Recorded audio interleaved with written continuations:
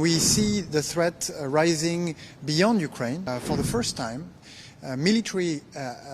Russia responded to economic sanctions. This is precisely because our sanctions are biting. They're biting Russia. Our sanctions cost Russia 400 billion euros, which is worth 3 years of military spending by Russia. Vladimir Putin sent a low-level delegations in Turkey today because he wants to avoid the massive sanctions. The level of the threat has increased. We've seen this throughout those 3 years since Russia launched its war of aggression against Ukraine. And we see the threat rising beyond Ukraine. And I want to highlight the importance of what happened in Estonia, where for the first time, Russia responded to economic sanctions by members of the alliance with military action. This is a testament to the level of the threat that we're facing on the eastern flank of NATO.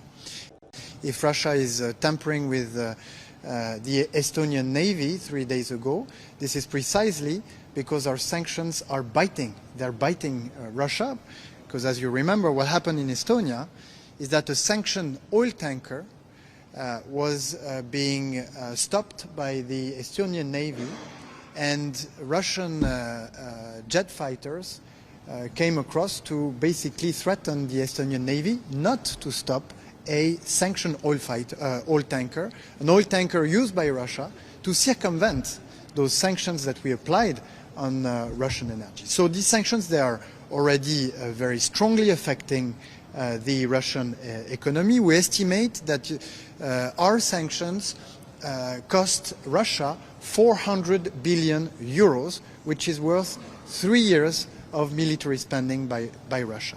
But we want to go. But he's facing an empty chair, the chair of Vladimir Putin, who actually suggested direct discussions between Ukraine and Russia, but who is not present here in Turkey today, despite of the fact that President Trump expressed his willingness, availability to facilitate those discussions. Of course, Vladimir Putin sent a low-level delegations in Turkey today because he wants to avoid the massive sanctions that the US, Europeans are preparing to force him to enter into peace negotiations. But of course we need to go further. This is the reason why I will be meeting with Senator Lindsey Graham in a few minutes to discuss his sanction package that has been mentioned by Marco Rubio earlier, and that we want to build upon to add European deterrence sanctions to this US package with one single objective, which is to get Vladimir Putin to cease fire and to enter peace negotiation.